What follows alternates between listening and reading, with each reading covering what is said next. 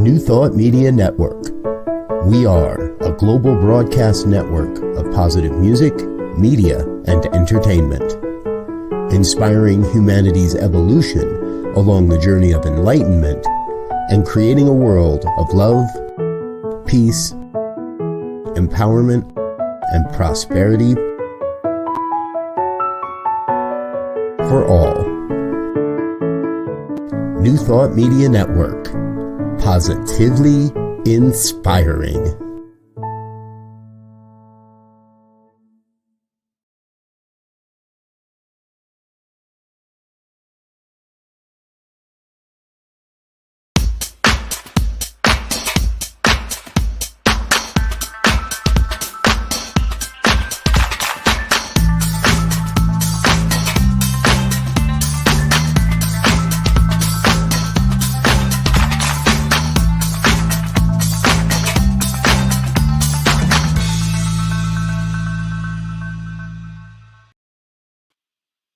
Hello, hi, it's me, Bonnie. Yes, Bonnie Morgan Gonzalez, your doula for grief. As I say each Monday that we gather, I am a grief coach, a registered nurse, a religious science practitioner, and soul collage facilitator, all wrapped up in one sweet package. And here today, just to continue our dialogue around grief. And knowing that loss is what leads to grief. Loss is what we experience, and grief is what we feel. And I must say today, I am in grief around all of the events that are going on in our world today. Starting with another murder of a young African-American male by the police. Women losing their rights to choose, to make choices for their bodies and for their lives. The overturning of Roe versus Wade. And then the mass shootings on 4th of July. I am with you when you shake your head and say, what is the world coming to? And we need to, this is collective grief. We are all grieving these losses together. And collective grief is to be shared. Collective grieving requires collective mourning. We mourn together, we come together and express our outrage, our sadness, our disappointments, whatever it is that we feel, we need to express it and we need to have it witnessed by others. And my show today is around ritual and how rituals can help heal grief. So I thought, with that said, I wanted to start with a heart healing meditation that you could make a ritual, that it can become your ritual. Anytime that you feel overwhelmed by the conditions of current events, even conditions in your own life. Because as I mentioned, with these atrocities that have happened just in the last few days, we still have our ongoing lives that are presenting us with different losses. So knowing that, yes, this is a lot to hold, cumulative, collective grief, it is.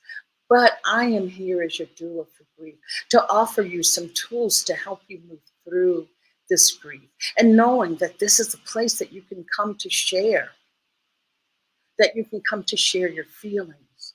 Please feel free to drop a comment in the comment box or a question, or you can send me an email and we'll put that up on the screen a little bit later. But for now, I would just like to bring us to a place where we can get grounded, centered, and focused, and bringing our energies in and back to ourselves. And that is the purpose of this heart healing meditation. When we connect with our heart, that's where we connect to have compassion for ourselves. When we connect with the heart, that is how and where we can connect with our fellow brothers and sisters, and just mankind. So know that doing this meditation is not only healing your heart, but contributing to the healing of the hearts of others. So thank you. I want you to just get comfortable. Just kind of move your shoulders, wiggle your bottom maybe on the chair, and just reconnect. Just reconnect to what's holding you, and also reconnecting to this moment, knowing that we're having a shift, just a shift in our bodies and a shift in our consciousness. So I just want you to start by taking a deep breath. You know, the breath always alters and shifts and moves our level of consciousness. Just taking a deep breath and arriving to this moment. And after that breath, just place your left hand on your heart and place your right hand over your left. And take another deep breath. And allow that breath to go into your heart. Allow yourself to follow that breath into your heart. With each breath in and out, allow yourself to go deeper into your heart.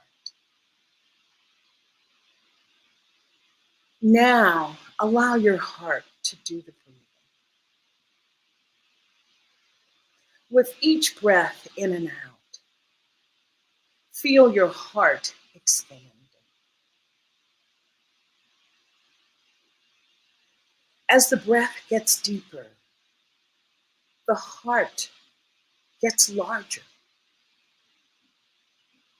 With each breath out, expand that energy of the heart.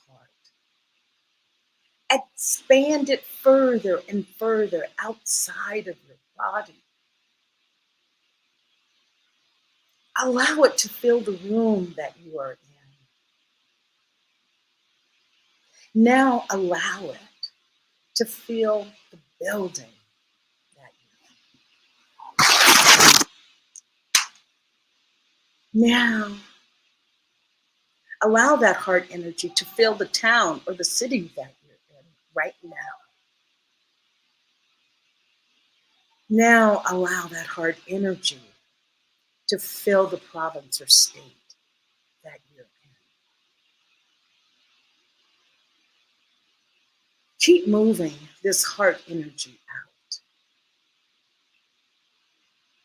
knowing that other people are doing this, and they are also doing the very same thing.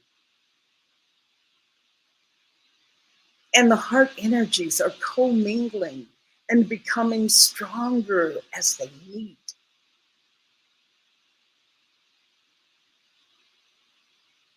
Continue this until your energy has circled the earth. So now your heart energy has circled the earth and extends beyond out into the cosmos. Continue that. Continue feeling that heart expansive energy. Just allow yourself to feel that energy. Yes, you are that energy. That energy is not outside of you. That energy is you. It is a part of you. All of the other people that are doing this energy work are surrounding you, because we are all one. Now slowly, with the next several breaths, bring your heart energy back. Bring it back into your body.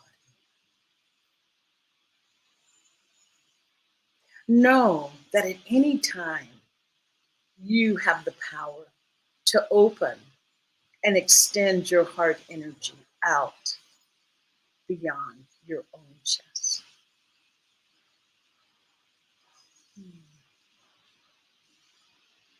Just take a few minutes to just bask in the afterglow of that heart expanding energy and meditating on that energy.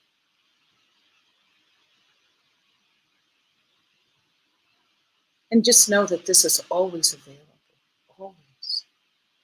You can make this as long as you'd like it to be, or as short and to the point as you would like it to be. But just know that it is effective. That already the blood flow to your heart has increased. And noticing just how you're feeling before this meditation and to how you're feeling now. So just slowly let your energy and your attention come back into the room. And we're just going to take a little break so that you can really breathe into that. And we'll be back with my special guest to discuss.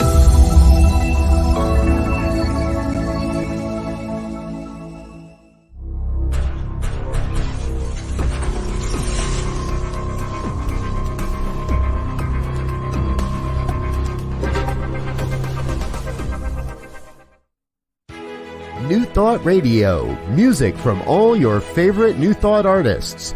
From Jamie Lula, Karen Drucker, Gary Lynn Floyd, Ricky Byers, Daniel Nahmod, Eddie Watkins Jr., and many, many more. 24/7 New Thought Radio. Positively inspiring.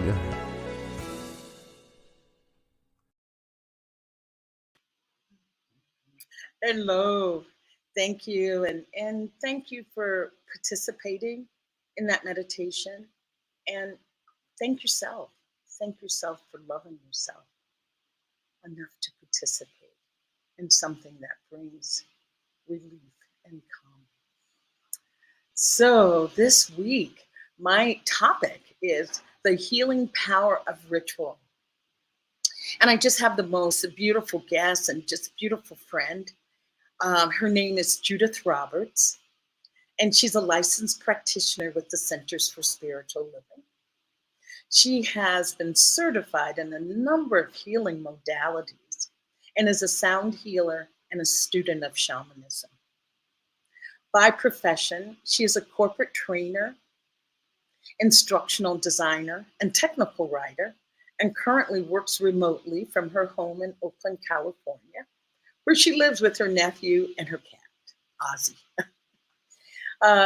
Judith has, long history of volunteer work and has included serving as an instructor for her teacher, Prem Rawat, serving as a class mentor for the late Angeles Arian, singing with the Threshold Choir, participating in sacred music presentations with the Golden Age movement, and speaking on Wednesday nights for the Oakland Center for Spiritual Living. She enjoys hiking, swimming, traveling, concerts, and singing. So please join me in welcoming my special guest to the show, Judith Roberts. Thank you, Bonnie. It's a pleasure to be here and an honor to be your guest. And Judith and I both got the memo, the blue and white memo. So we're both blown away that we're matching, color coordinated and matching. Oh, so welcome, Judith, and I just want to let our audience know that I had talked with Judith about this particular theme, and she happened to have actually lived through an event that she used healing to bring about some relief to her grieving. So, Judith, if you would like to tell us how you use ritual to heal. But before I say that, Judith, I think I want to just say a little bit. I know that you have studied with Angelise Arian as well and talked about her feelings about rituals. And if you wanted to share something, and I have some words that I could share around ritual, and then maybe moving into your beautiful heartwarming story. Okay, yeah. And I actually have Angelisa's Fourfold Way book open because I thought I'd like to quote her and read a few quotes because she talks about ritual and she took us through many rituals. And you No, and wasn't she an anthropologist? Was that her main title, anthropologist or cultural anthropologist? Right, right, studying different cultures and rituals. Oh. Yeah, and she studied indigenous cultures, and she brought indigenous knowledge to Western people in a way that was relatable and understandable without co-opting anyone's traditions or she was very culturally respectful. And so so this book, The Fourfold Way, she calls it Walking the Paths of the Warrior, the Teacher, the Healer, and the Visionary, and it's a synthesis of many different cultures and many practical tools in it.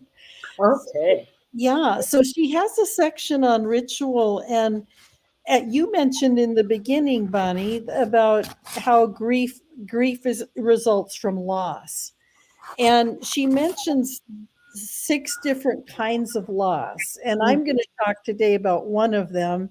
That's the experience I'm going to share. But she talks about the 6 kinds of loss as being loss of attachment, loss of turf, loss of structure, loss of a future, loss of meaning, and loss of control.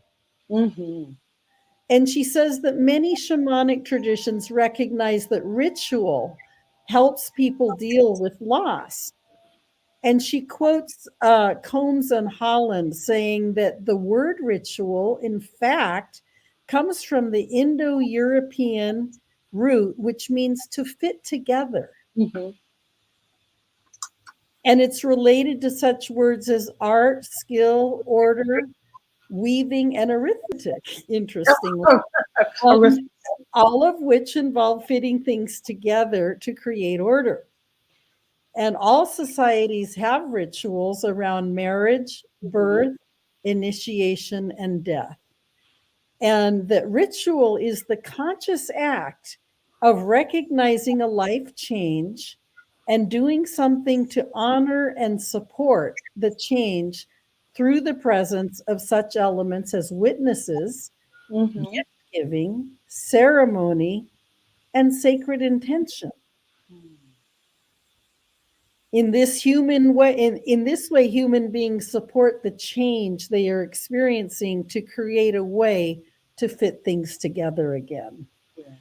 So I think we can all relate to that, and we've certainly all experienced the power of ritual in marriages and births and deaths. And she also mentions initiations, and I was thinking, well, what's a common type of initiation that maybe we all experience? And I was thinking of graduations.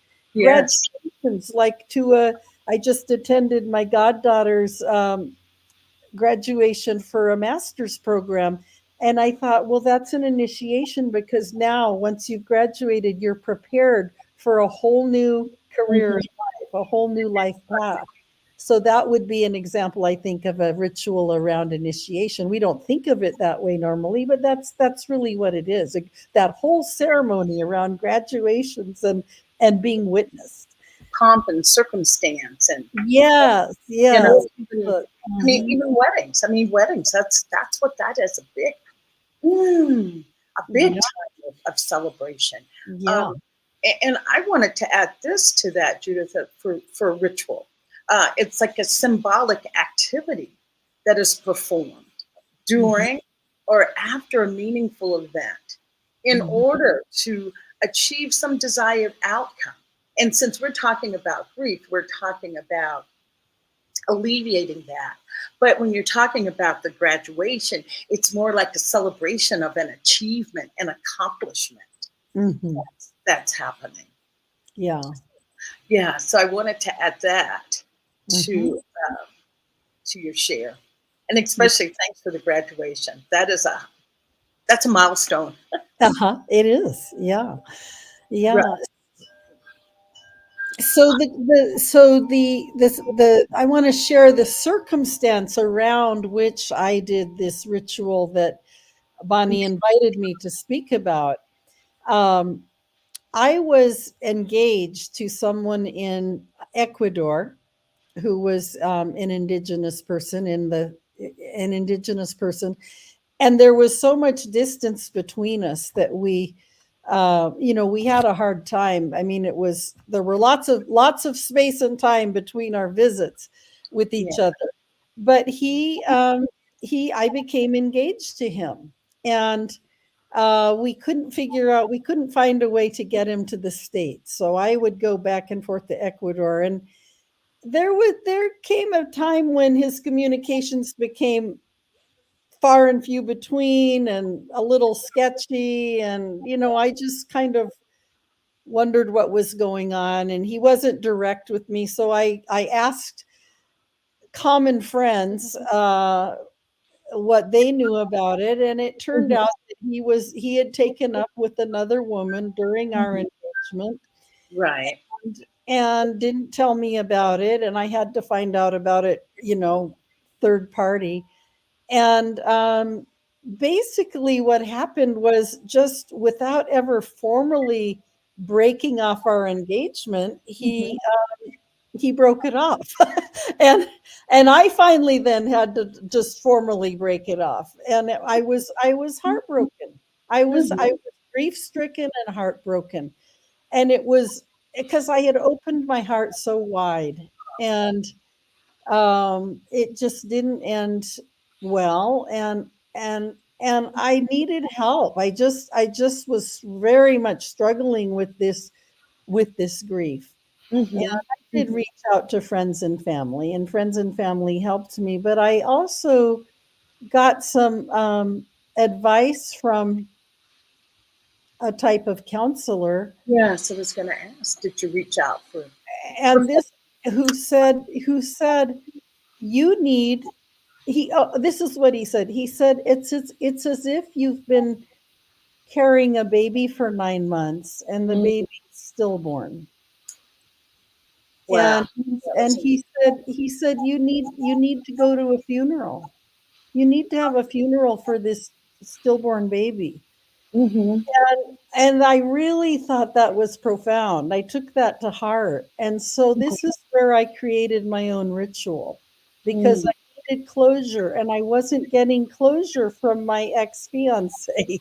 The closure wasn't coming from there. It had to come from within me. And so based on that advice, I created a ritual. And I went out to a flea market and I bought a baby doll. I bought a brown baby doll, and that was really the size of a baby. And I used that baby doll as the metaphor for my engagement. And I took the baby doll home, and in my backyard, I had a site where I had buried a cat. It was like a little a mini graveyard, and I decided to do a funeral, to bury this baby doll ritually. Mm-hmm.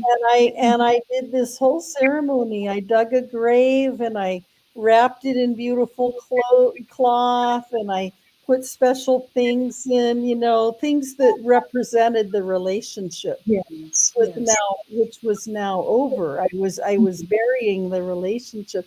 I think I put special stones Yeah. and and maybe some messages, and I know I just made it very beautiful, the way you would when Mm-hmm. you're at an actual burial, and maybe flowers, and I think I said words, and I don't know if I included music. I don't think I did, but and then I buried the baby Right, in right. this grave. I made a grave and I buried the baby, and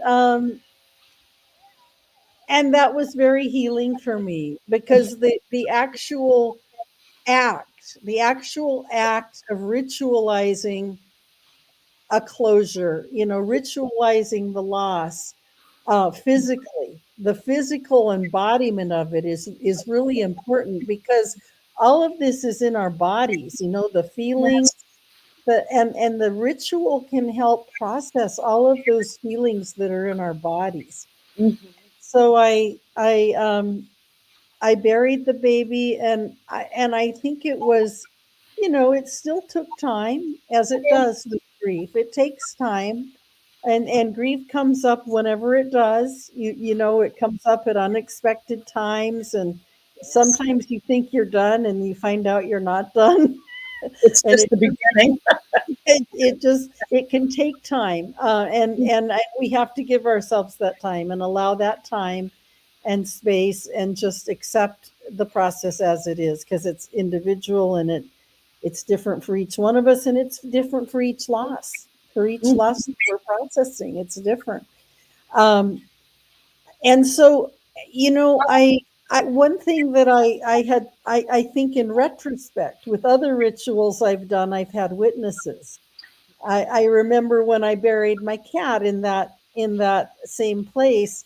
My niece and my cousin were with me, and my niece dug the grave, and friends, and we did words, and we did. I think we did some vocal toning, but I didn't have any witnesses with Mhm. me. This ritual, it was solo. Um, and that's the way I did it, and that was fine, and that did help me process it. But I do believe in the power of witnessing, and Yes.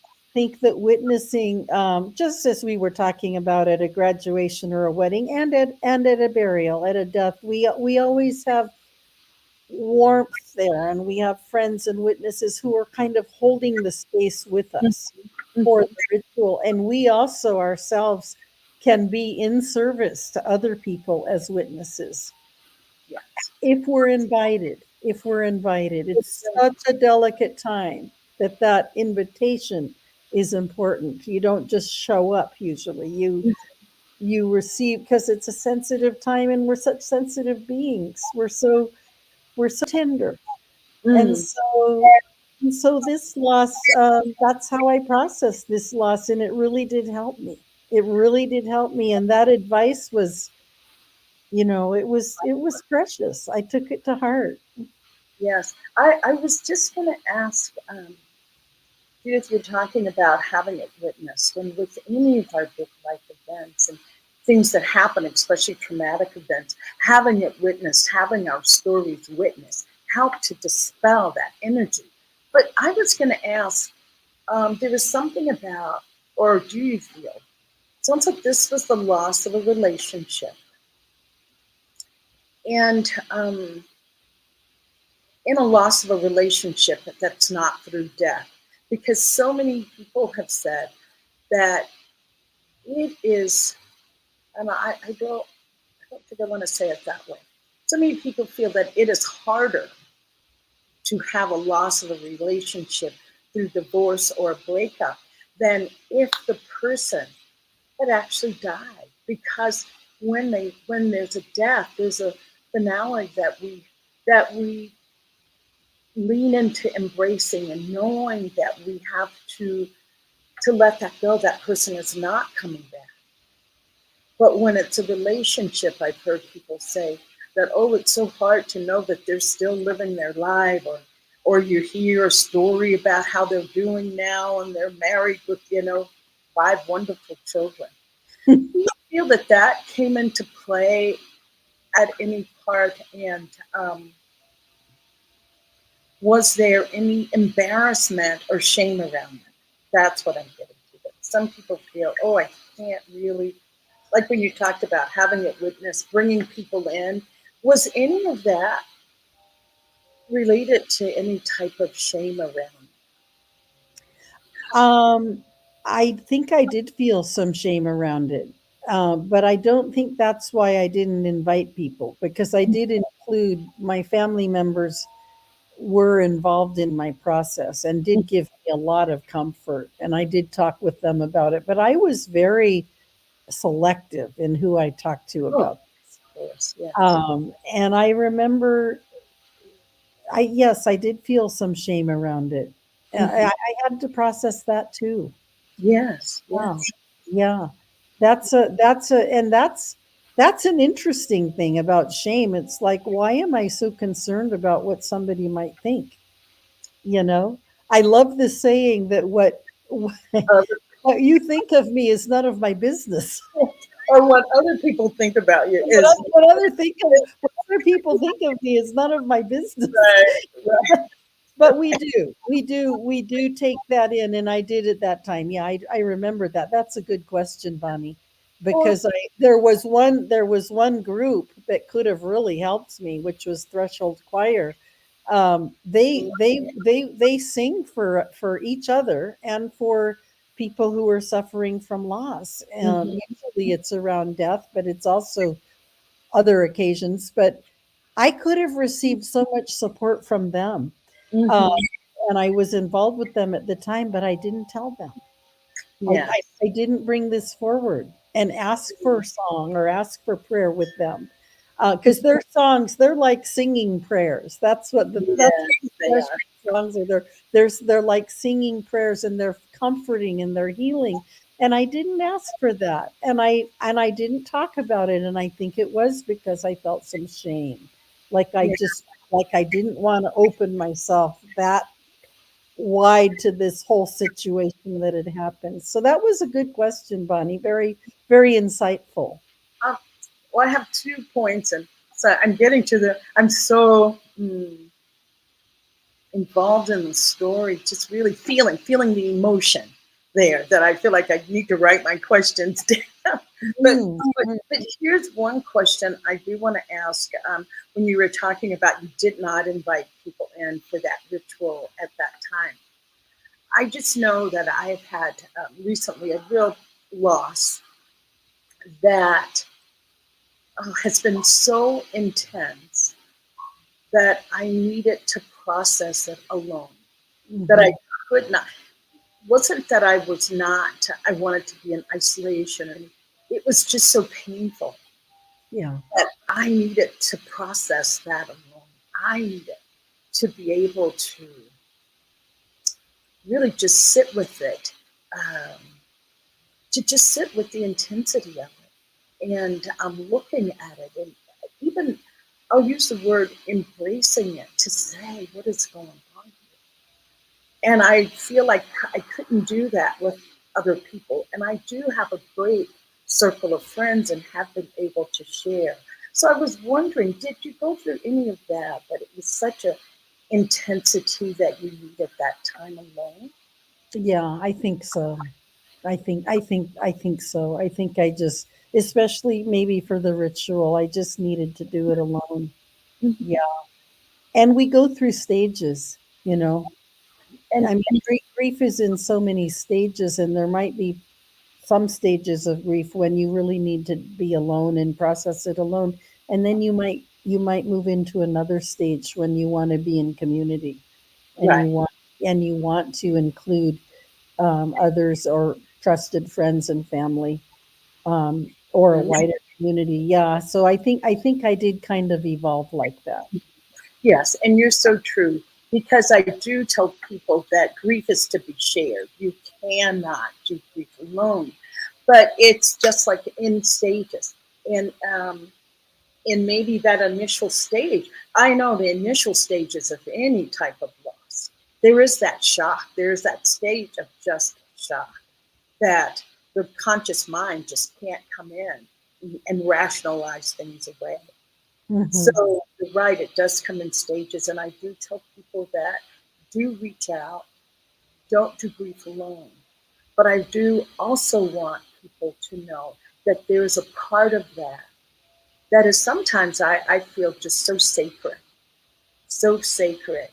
and that it just, that it needs, I'll say, your undivided attention, my full attention. Yeah. Yeah. There was, I'm going to share this. I wasn't intending to, but it just came up in the conversation. And I'm not sure where in the process this happened, but there was a point where I was in such deep grief that I felt so vulnerable and helpless. I felt like a child. I felt like a little, 3-year-old child, and I just was devastated. And I was with a friend. We were up in the redwoods when, you never know when this is going to come up, and it came up. And I had a really kind and loving mother. I had a really sweet, she was a kind, comforting, loving mother. And so what came up for me at that time when I was with my friend and I felt like I was just reduced to a 3-year-old, Mhm.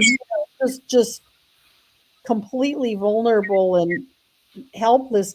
And I just reached out to her and I said, "Would you be my mommy?" Oh, and that's sweet.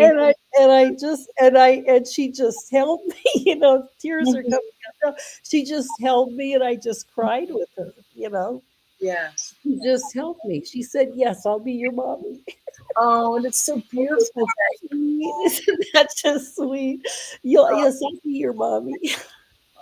Judith, that is, oh, heart, heartwarming, heart. Yeah, so you just you when you're processing grief, you just you don't know, but what we're trying to offer is tools. We're Right. trying to offer tools and ways, and ritual, yeah, ritual is powerful, and it can be done alone, or it can be done in Exactly. community. Hmm. Well, I just applaud you to be able to give voice to what you needed, to be in touch with your feelings enough to know that that's what you needed. You needed a maternal nurturing, and to be able to ask for it and to receive it.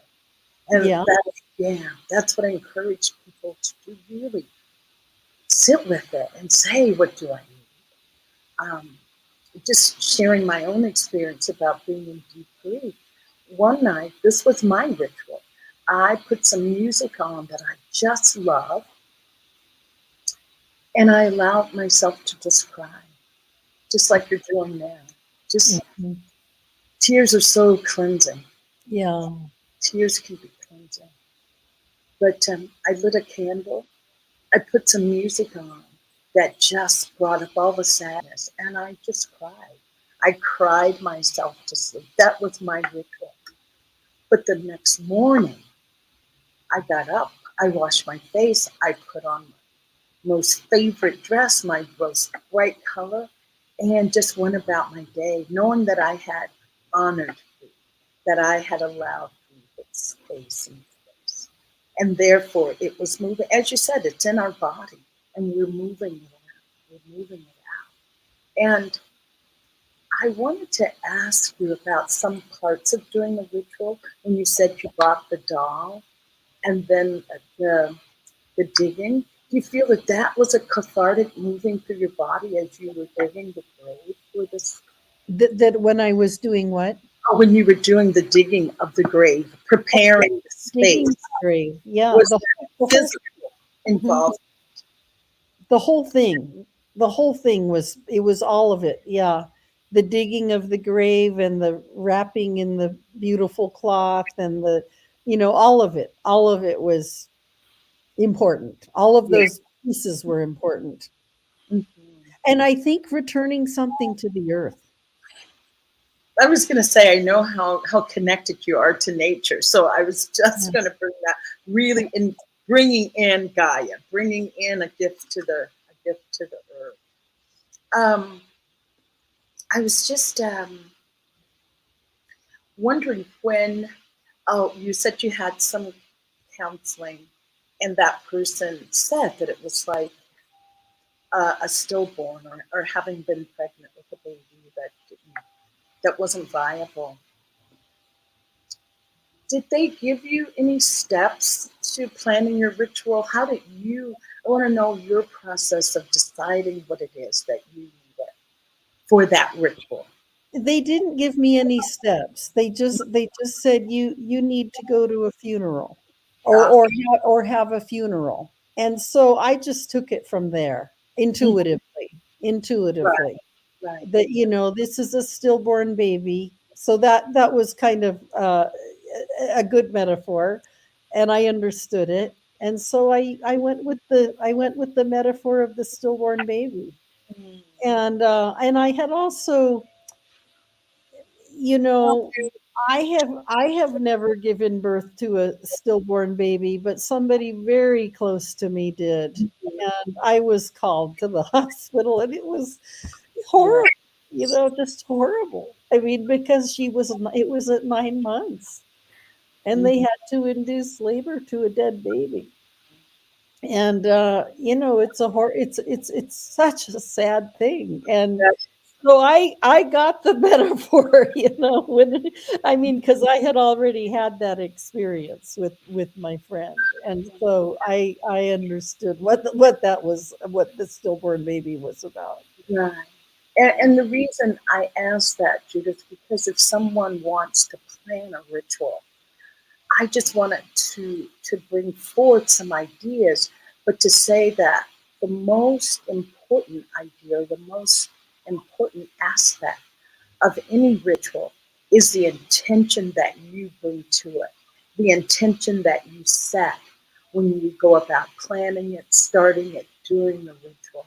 That is the most vital part because I've had people say, "Oh, I don't know how to do it. I don't know." It's like first start with that intention, and as you said, your intention was to lay to rest this relationship. Is that Hmm. correct? Hmm. In Yeah, doing my intention was closure.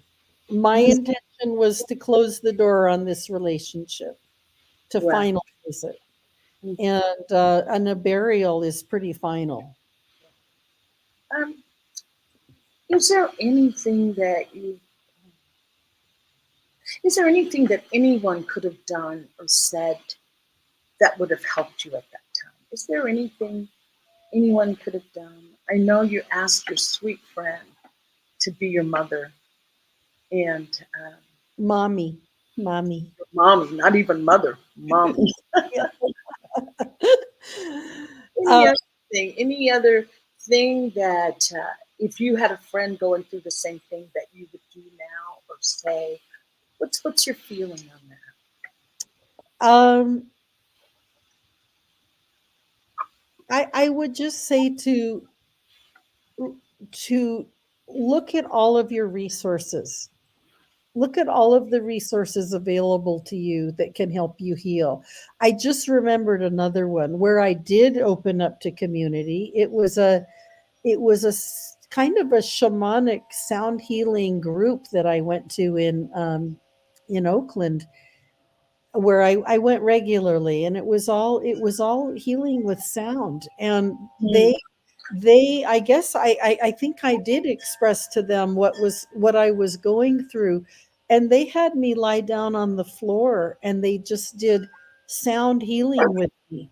They just it was intentional, like you're mm, saying. It was with the intention of healing, and it was sound, it was vocal, it was instruments. It was really, really beautiful, and it was a spontaneous ceremony that they gave me. And then afterwards, one of the leaders of it, who was a really beautiful being, really beautiful man, who was one of the hosts, Mhm. he just held me. He just held me, and Mm. and it was just this feeling of strength and love and warmth and kindness and Mhm. compassion. He just held me, and it was so beautiful. And Wow. after he learned more of the circumstances about this relationship, Mhm. the broken up relationship, he said to me, now this is getting more intellectual. This is a little bit later, but he said, I think you dodged a bullet. Ooh, yes, yeah. And that was helpful. It Mhm. was helpful.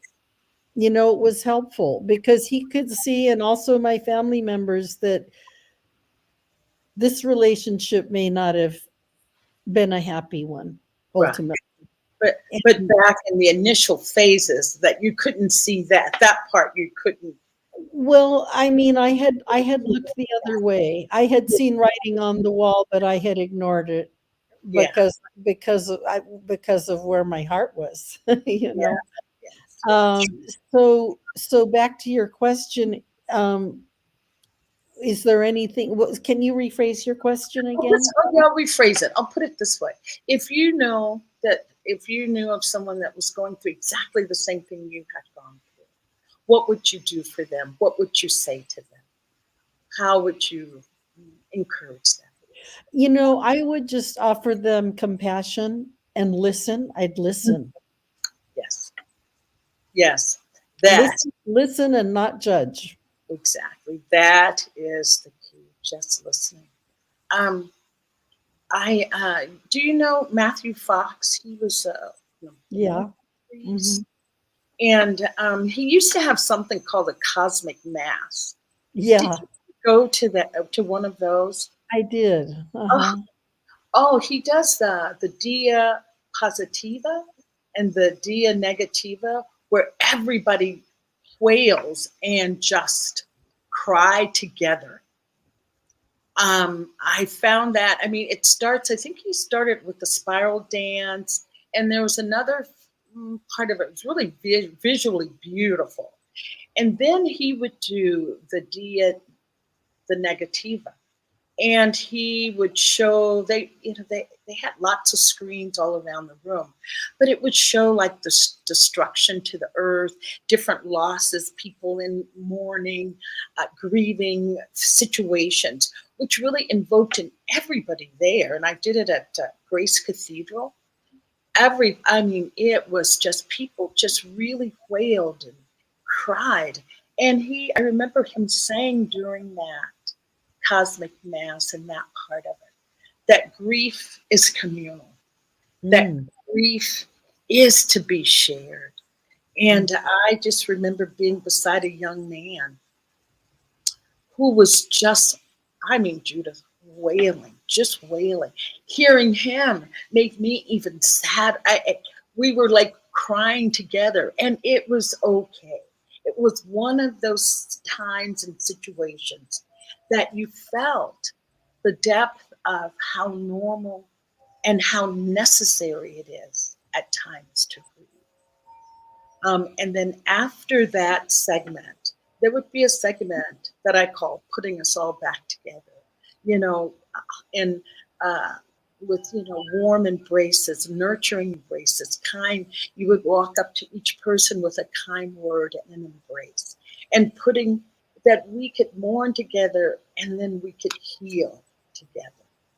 And just hearing your story, how you did your healing, is helping someone else. So therefore, healing together again. Mhm. Together. Yeah, yeah, and that's so beautiful what you said, Bonnie, and it kind of brings us full circle to that root word of ritual that says fitting things together, Mm, fitting things back together. It means to fit together. yes, So it brings us back full circle to fitting together. together. And I'm going to bring it back to this quote from Angelise Arian. Hope it's not. I hope you can grasp it. But she says the seat of the soul is where the outer world and the inner worlds meet.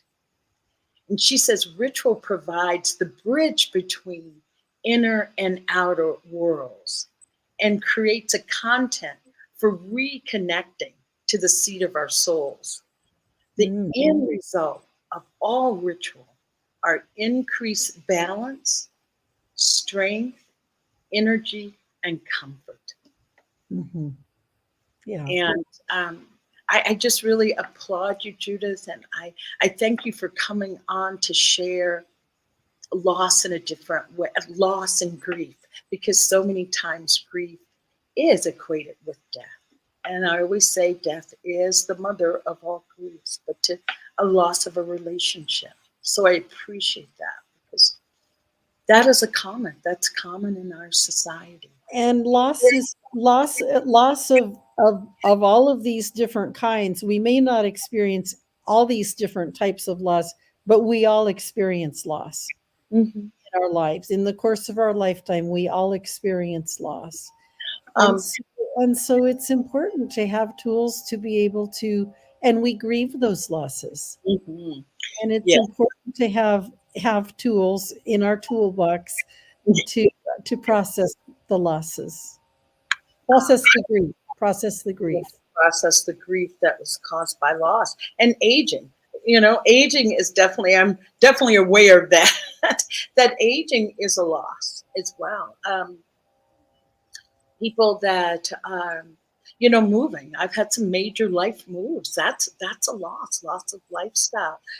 So it's not just death, and that's what I just so appreciate your coming on to share that, how devastating and traumatic the loss of a relationship.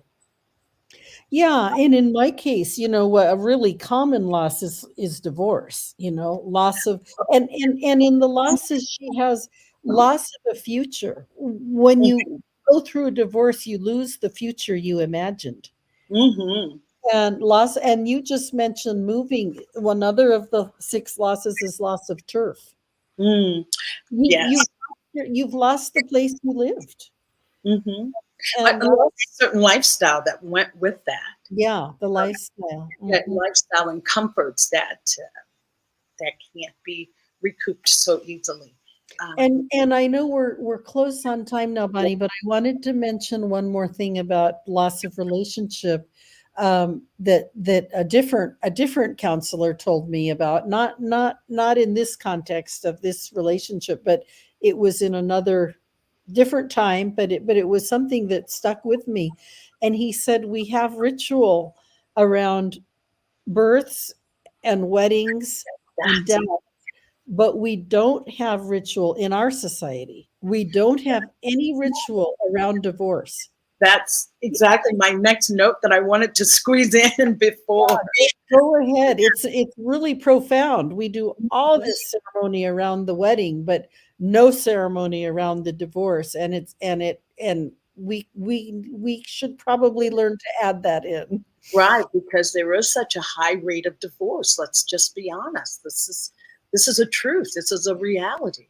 So how would you go about having a ritual or some type of ceremony to mark that closure, that ending of that relationship, the new beginning, however you want to hold it, but honoring what was is more. Yeah. That could probably be a whole new show. I think so. I think that's an action. Maybe that's a business venture for someone. I just wanted to just offer these few little steps, though, Judith. I know we are close on time. I just wanted to offer these few steps if someone wanted to create a ritual, be it for that divorce, or you got the new cat, or you lost your job. That's another. The celebration of but ritualizing a job that was lost. And so I always say the most important thing in that ritual is your intention. What do you want that ritual? What do you want the end result of that ritual to be? What is that you're hoping to achieve? And so these are just some ideas. It's like when selecting activities for a more structured grief ritual, choose something that marks an opening and a closing to your ritual. Like you could light a candle, burn some incense, have some inspirational reading, you could do a prayer, sing a song, a chant. Both Judith and I, sound healers, playing music, ring a bell. I said build a cairn. Do you know those cairns that you build from stone, that you use that as a marker? But clearly marking the beginning and the end of a ritual will help you transition into a different frame of mind as you open into your ritual, and then having a closing so that you can shift again and come back to what they call the mundane, or back to you. But just marking that and just knowing that there's nothing special that you have to do to create a meaningful ritual. It's what you bring to it. It's what you bring to it. Judith, thank you so much. Is there any other words that you'd like to offer before we're going to close with a little ritual? I would just like to thank you, Bonnie, for inviting me to be your guest speaker, and also for having your show. I think this show is probably helping and benefiting a lot of people, and I know that people can view it after. They don't have to view it live; they can view it later. And I just think it's. I just want to applaud you for doing this. Thank you, Judith. Thank you for being here. Thank you so much. And we could go on. We could share more. I do want to say, before we close or do our ritual, I just want to say, please check the schedule of programs here on New Thought Media. Make a donation to New Thought Media so that we can continue to have meaningful, helpful programming, and just having that wonderful dialogue that we can all just dive into. And I want to say at 4 p.m., Gina Kupka is having the Peace Circle on New Thought Media. And also there'll be prayer time at 8:15 Mountain Time. And that's every day, 8:15 a.m. and 8:15 p.m. that there is prayer. Also, our wonderful friend, our mutual friend of Judith and mine, it's Zoe Demoro. He has a new program on Thursdays at 11 a.m. Mountain Time called Choice, Your Creative Superpower. So just supporting those programs on New Thought Media. There's our Zoe. So yes, please check it out. Check it out. And with that said, I have a special thank you, not only to Judith, but today I did not have power and no Wi-Fi at my house. And my beautiful friend Megan came and fetched me in her car and brought me over to her house. And so I am in gratitude. My life is just so fortunate in that way to have beautiful friends.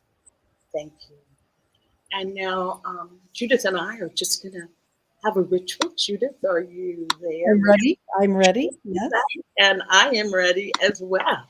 All righty. So this is just a ritual to honor each and every person that is tuned in out there, and my way of honoring you and holding you in the highest light with love. And so we'll start with this reading. To live in ceremony is the greatest and truest gift we can give to ourselves. And this meditation is written by Richard Wagamesi. And so, for you today, my friends, I raise sacred smoke. For you who are troubled, confused, doubtful, lonely, afraid, addicted, unwell, bothered, or alone, I raise sacred smoke. For those of you in sorrow, grief, or pain, I raise sacred smoke. For those who work for people for change, for spiritual evolution, for the upward and outward growth of our common humanity and the well-being of our planet, I raise sacred smoke. For those of you in joy, in the glow of small or great triumphs, who live in love, faith, courage, and respect, I raise sacred smoke. And in the act of all of this, I raise sacred smoke for myself, for Judith, and for Mary. Thank you. Thank you. Namaste. On behalf of everyone at New Thought Media Network, thank you for being a member of our virtual family. Your financial contributions help share the New Thought message with people from around the world. Please visit and contribute at www.ntmedia.org/donate. New Thought Media Network. Come be you. And please like, share, and subscribe. Until next time, peace and blessings.